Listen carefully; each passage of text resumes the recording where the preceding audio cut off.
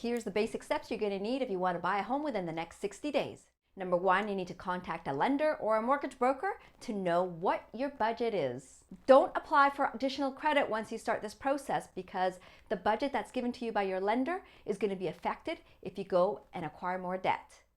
Once you know your budget, contact a trusted realtor and start studying the market. Time to start looking at open houses. Get out there and find your dream home. Once you find the home, your realtor will help you draft up the contracts with the conditions, and you submit those to the sellers. Hopefully they'll have those returned to you within 48 hours. Next, it's time to remove those subjects. Hopefully you did subject to inspection and financing at minimum. Remove those on time, and the contract is now firm. Ensure you get your deposit to your realtor on time to avoid your contract from lapsing. Get that property insured. Most likely your lender will require this when you go to close on the property. Find yourself a lawyer or notary and get the documents sent to them. Book those movers. They can book up really fast, so you want to make sure they're available for your dates.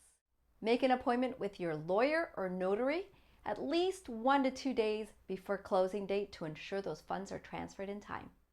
Time to sign off on documents at your lawyer or notaries and transfer the funds to the sellers. A day or so after, you're going to have the keys in your hands and it's time to move in. Congratulations on your new home. They don't teach you this stuff in school. If you have questions, put them below. Watch my other videos for more information on buying and selling real estate.